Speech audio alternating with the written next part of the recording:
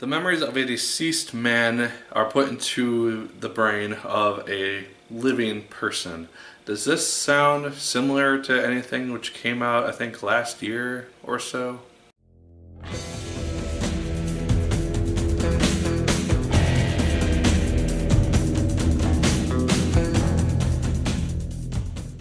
Hello once again, watchers of good movies. My name is Nick Pell and this is once again coming from my apartment. Now today we're going to be talking about the film Criminal. Yes, I know it's a little bit late, but this is the review. So the main idea of this film is that Ryan Reynolds' character, he is a CIA agent, I believe. He gets killed in the line of duty, and so while he was living, like one of his last acts, was stashing this person who has access to this device, which controls basically all the nuclear weapons in the United States. He stashes this guy somewhere, he ends up getting killed, and so the government decides to put his memories, or basically his mind, inside the mind of this criminal who's able to feel no emotions because he damaged his frontal lobe as a kid. And that's where Kevin Costner comes in. The movie actually opens quite strongly in that it opens up with Ryan Reynolds' character. I really enjoy seeing Ryan Reynolds on screen. I haven't seen him in a lot of things outside of just Deadpool recently, and I like seeing him in more things, in more of this action-y role, and he worked really well at the beginning of this movie, and I kind of wish they had focused a little bit more on his character until he eventually got killed. I think that would just help to elevate a little bit more the emotion that we would have seen and felt when we are introduced to his wife and his daughter, his wife played by Gal Gadot. She is fine in this movie when she's interacting with Kevin Costner, who has just remembered a bunch of things and basically combining two different people into one person.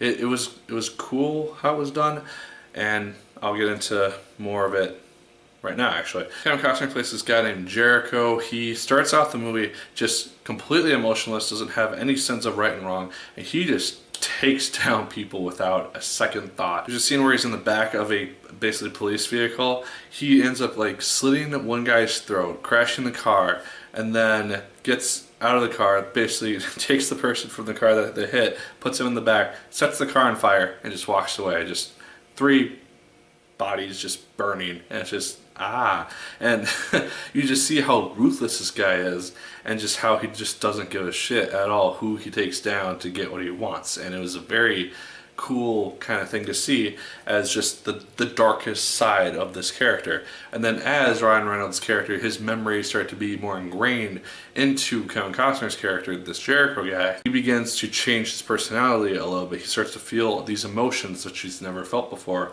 and begins to be able to determine kind of right and wrong. He starts to kind of use Ryan Reynolds' memories basically of his family. That's kind of the main-ish focus of how he is kind of doing this change of heart per se. And I thought it was a very interesting character journey. I enjoyed seeing Kevin Costner's portrayal of this because it was very well done. I thought it worked and moved in an arc which made sense. He didn't just instantly go good and have a conscience and everything. It was a very gradual transition, and I thought that once it got to its highest point, where basically Ryan Reynolds kind of takes more over in regards to personality and morality wise than Kevin Costner's Jericho character, that's where it's the most interesting for me, because we really get to see a different side of this character which he himself has never known and that he's very scared about. And it was just a really interesting way to do the movie. My main gripe with this film is that it has a very simple villain. We don't really get to see him fleshed out at all, but it's kind of a general thing that you would expect with this movie,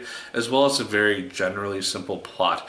The character growth and development of Kevin Costner's character, that works really well, but the overall plot of the story is somewhat predictable and just a little bit general for what we have come to expect with movies these days. I do also kind of feel like this is just a more polished version of the movie Selfless, which came out a couple years back, which I think also, if I'm remembering correctly, also starred Ryan Reynolds and Ben Kingsley in that one. And so that was an interesting thing, just because it's generally the same thing. If you've seen both movies like I have, you recognize a lot of similarities with this concept. The main thing which kind of held me into the movie is that's very well paced. I didn't really get bored at all throughout the whole movie. It does have its slow sections more towards the second half of the movie after all the actiony stuff and the setup gets done. It does take its time a little bit towards the end for more like the focus on the character development, But for the most part, guys, I found myself enjoying Criminal. I was very surprised that I ended up actually liking this film more than I thought I was going to. But those are just my thoughts, guys. I said definitely check it out if you had the opportunity. But like I said, those are my thoughts. Let me know yours in the comments down below. Did you like the film as much as I did? Did you hate it more than I did? Let me know. Like, favorite, comment, and subscribe. Once again, if you so choose, I'd appreciate it immensely. And as always, my people, my name is Nick Pell. And once again, keep on watching.